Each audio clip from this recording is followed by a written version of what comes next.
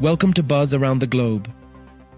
US President Joe Biden issued a stern warning to Israel against reoccupying the Hamas-ruled territory, marking his first significant public effort to restrain the nation following the deadly Hamas assault that claimed over 1,400 lives, including at least 30 Americans. The attack, which took place on October 7, 2023, has been met with unwavering support from Biden for Israel's right to defend itself. Despite refusing to criticize Israel's retaliatory actions in Gaza, which have sparked concerns of a humanitarian crisis among UN officials, Biden cautioned against a full-scale occupation of the region. The Israel-Hamas war has seen a significant rise in casualties, with the death toll breaching 4,000 on 10th day of the war.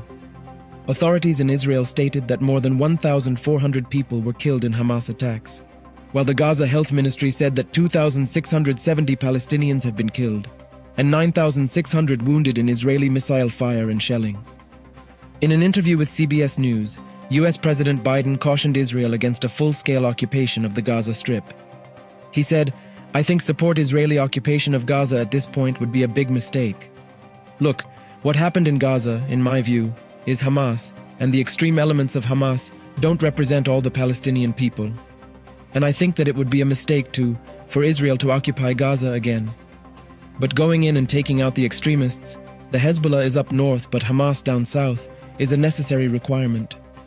However, he also emphasized the necessity of taking out the extremists in the area. Biden said, "There needs to be a Palestinian Authority. There needs to be a path to a Palestinian state."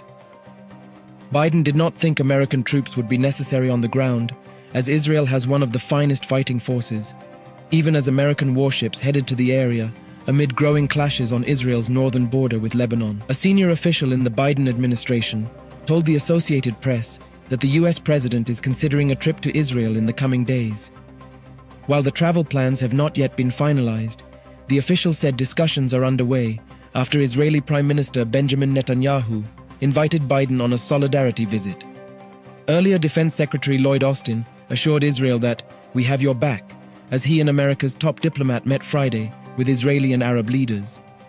There was no indication the US was trying to prevent an expected Israeli ground offensive into Gaza that could worsen a humanitarian crisis for the 2.3 million Palestinians trapped in the blockaded territory. The visits to the Middle East by Austin and Secretary of State Antony Blinken came as Israel escalated its war against Hamas militants in response to their shocking and brutal rampage last weekend. Blinken, shuttling among Saudi, Jordanian and other Arab leaders Friday after meeting with Israeli leaders in Tel Aviv the day before, also heard Arab demands for aid corridors to be opened for the Palestinians trapped in Gaza, and fears that any Israeli ground offensive could push countless Gaza residents into their countries. Earlier, last Friday, Israel demanded that some 1 million civilians evacuate northern Gaza for their own safety in anticipation of the expected invasion. Palestinians did indeed begin a mass exodus toward the southern part of the besieged territory, even as Hamas dismissed the evacuation as a ploy, and the UN warned of potentially disastrous consequences of so many people fleeing. In an unrelated event in Philadelphia, Biden said that "we can't lose sight of the fact that the overwhelming majority of Palestinians had nothing to do Hamas, and they're suffering as a result as well." He said he had directed his administration to work with the governments of Israel, Egypt, Jordan, and other Arab nations, and the United Nations, to send humanitarian relief urgently to those endangered by the war. The enduring alliance between the United States and Israel has its roots in shared values and strategic interests. The United States has consistently supported the existence of a Jewish state, making Israel its primary security partner. During the Cold War, US defense strategists recognized Israel as a valuable ally in countering Soviet influence in the Middle East. Over time, Israel also became a vital contributor to US efforts in counterterrorism. Today, Israel remains the United States' most trusted strategic partner in the Middle East. Both nations share concerns about Iran's nuclear aspirations and its backing of Islamist militant groups, notably Hezbollah and Hamas in Lebanon. As a result of these mutual interests, the United States has made commitments to ensure Israel's military superiority over potential regional adversaries.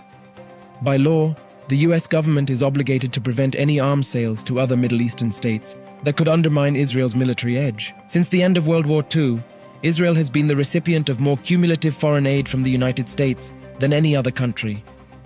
While economic assistance was significant between 1971 and 2007, Israel's robust economic growth from the 1990s led to a shift towards predominantly military aid. In fact, over half of the foreign military aid requested by President Biden for fiscal year 2022 was designated for Israel. According to a 2016 Memorandum of Understanding, the United States has committed to providing Israel with nearly $4 billion annually, which includes $500 million for missile defense. Additionally, following the 2021 Israel-Hamas conflict, the US supplied an extra $1 billion in missile defense funding.